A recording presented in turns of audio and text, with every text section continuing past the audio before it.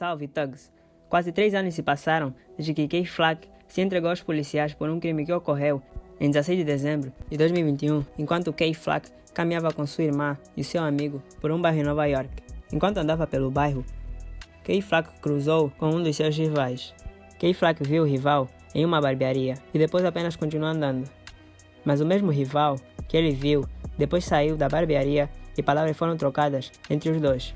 Momentos depois, o homem que foi identificado como Oscar Hernandez perdeu a vida após ser alvejado no pescoço e no peito.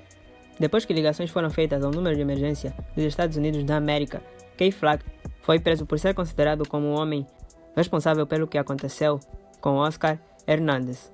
Isso aconteceu em 23 de dezembro e, sem dúvidas, ele confirmou que tinha apenas 18 anos na época.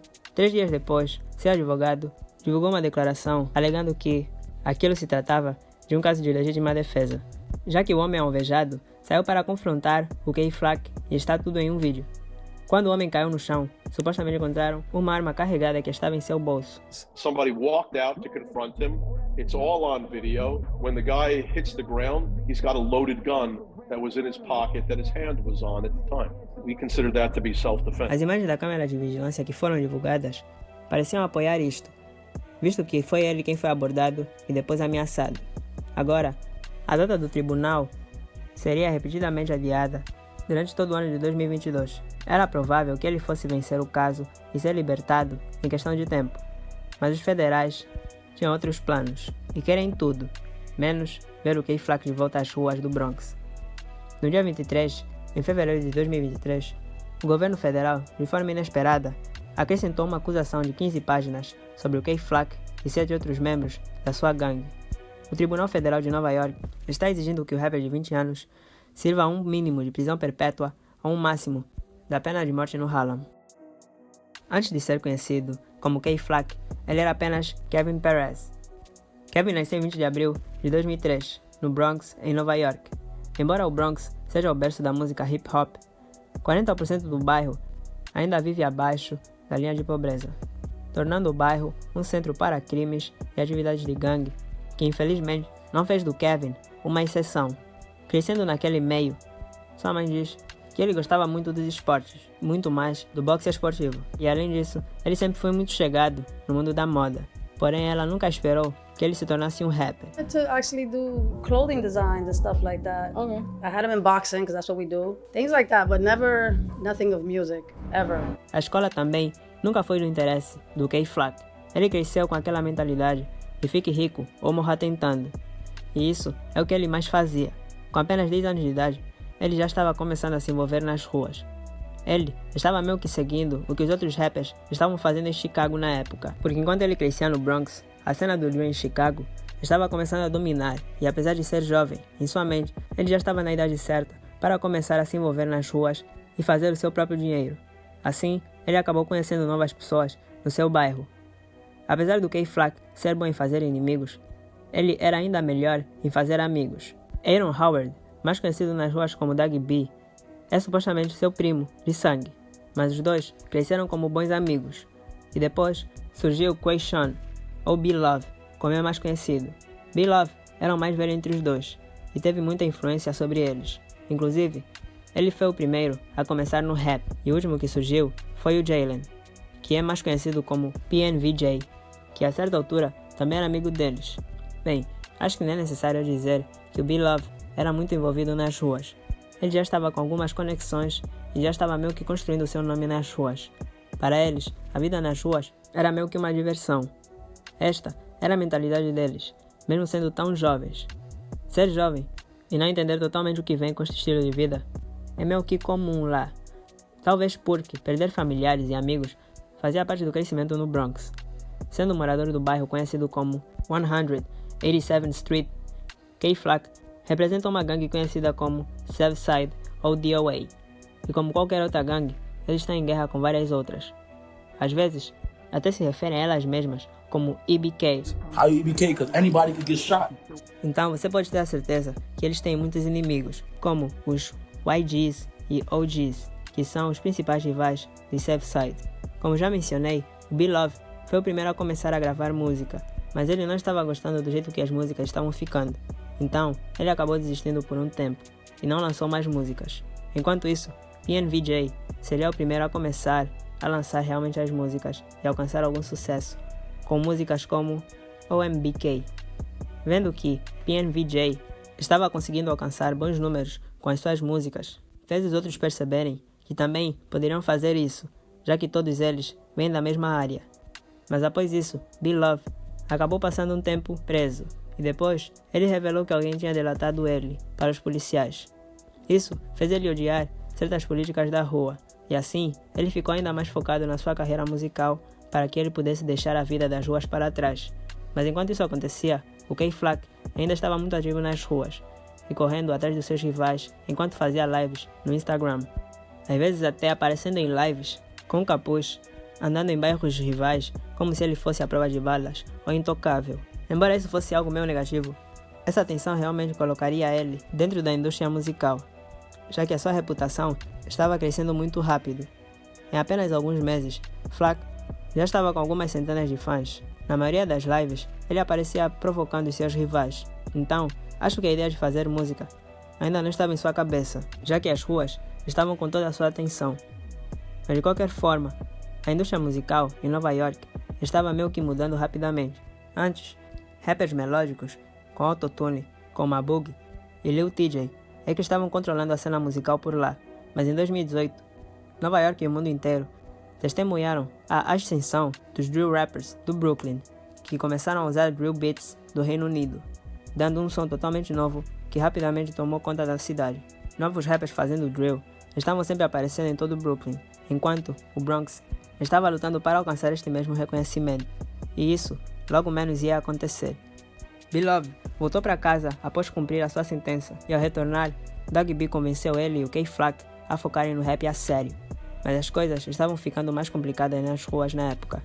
Isso quando seu amigo PNVJ começou a representar uma nova gangue, e com isso, Doug B e todos os outros membros da DOA ou Southside ficaram meio revoltados com o PNVJ. Em um certo dia, PNVJ estava de volta em Southside, visitando sua família, quando Doug B e seu amigo apareceram por lá. Supostamente eles encontraram a mãe dele e perguntaram para ela se o PNVJ estava em casa. Ela, sem saber da treta, falou para eles que o Jay estava na parte de cima da casa, se eles quisessem apenas sair com ele. Bem, isso acabou com Doug B arrancando a corrente do pescoço do PNVJ e gravando tudo aquilo. E K-Flaq, claro, ficou do lado do Doug B e o resto é história. Mas por causa disso, Doug B passou algum tempo na prisão pelo roubo. Com Doug B na prisão, B-Love e K-Flaq ainda estavam nas ruas procurando uma forma de sair delas. Mas por uma razão não revelada, pelo facto de que o K-Flaq na época que aconteceu ainda era menor, ele foi preso ou colocado em um centro de detenção juvenil por um curto tempo. Sendo assim, o B-Love era o único que ainda estava em liberdade. E assim, B-Love começou a fazer freestyle em drill beats, até que o K-Flaq voltou para casa. Quando o Flaq foi solto, B-Love conversou com ele e falou que ele deveria dar toda a atenção no rap. E sem perder mais tempo, B-Love reservou uma sessão de estúdio para o K-Flaq, onde ele acabou por gravar a sua primeira música.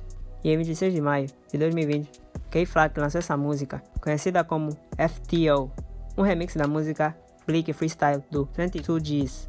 A música acumulou mais de 100 mil views, devido à reputação que o K-Flaq já vinha construindo nas ruas, e agora todo mundo queria ouvir as suas músicas. O próprio 22Gs até acabou fazendo elogios ao K-Flaq pelo remix.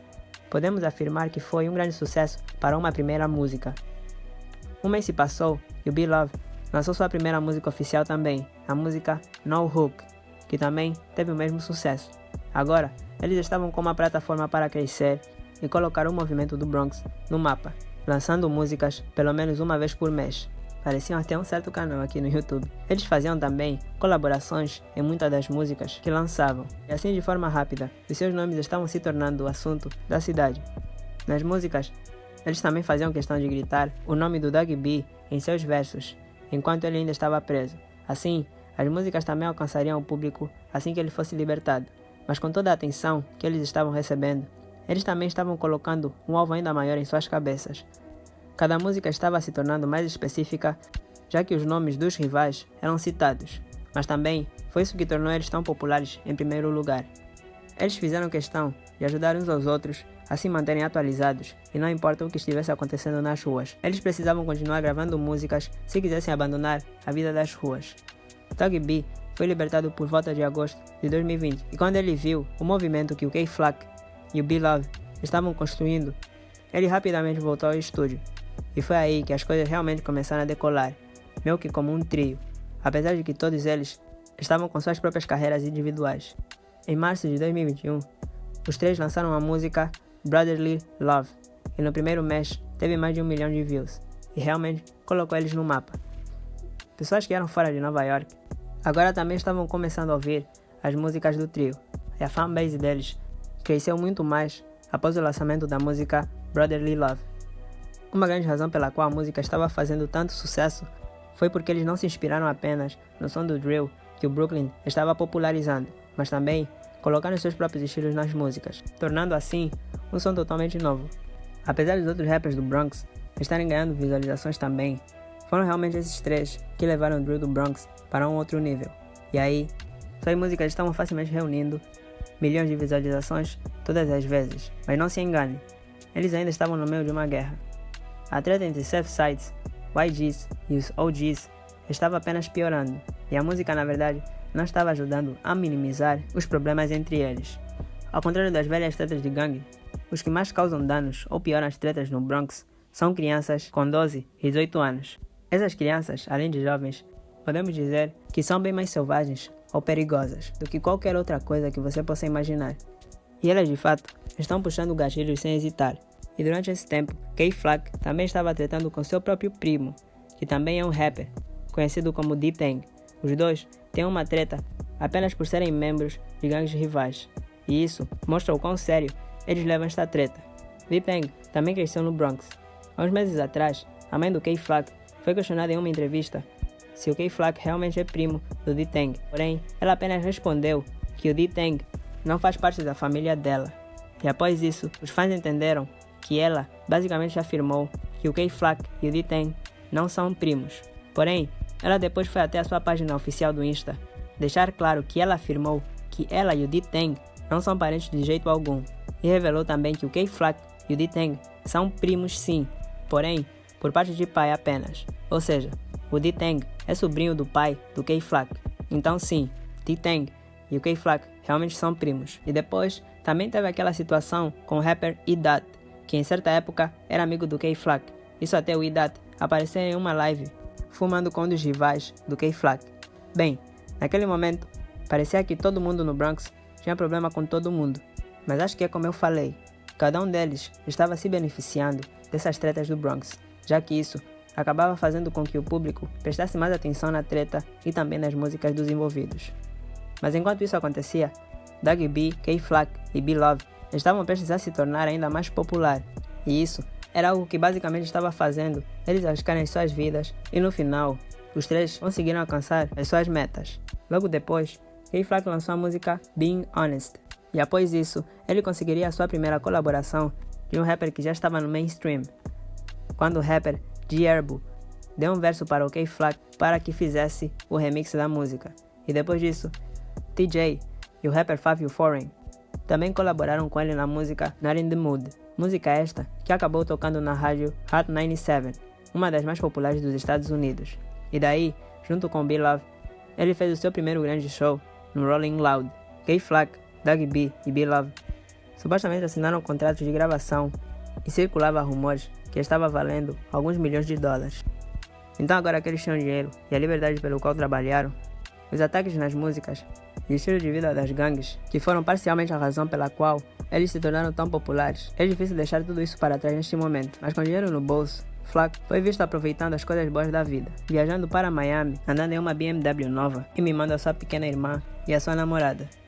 Mas o dinheiro e a fama só fizeram dele um alvo ainda maior para os seus rivais, o que significa que ele agora tinha que pensar 2 vezes antes que fosse fazer qualquer coisa em sua cidade natal, e é melhor acreditar que eles estavam observando cada momento. Na manhã de 16 de dezembro de 2020, K-Flack acordou e estava fazendo live mais uma vez, provocando os seus rivais, falando para que fossem procurar por ele.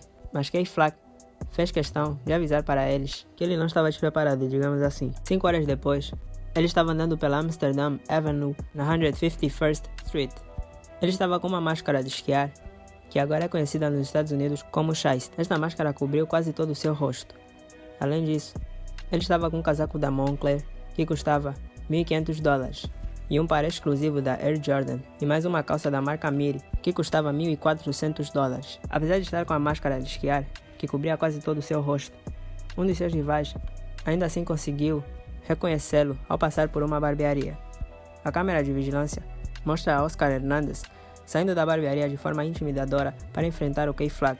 Oscar parecia estar tentando pegar alguma coisa no seu bolso. Por um momento, Oscar deixou de aparecer na câmera, apenas por alguns segundos, mas acho que podemos presumir que ameaças foram feitas entre os dois.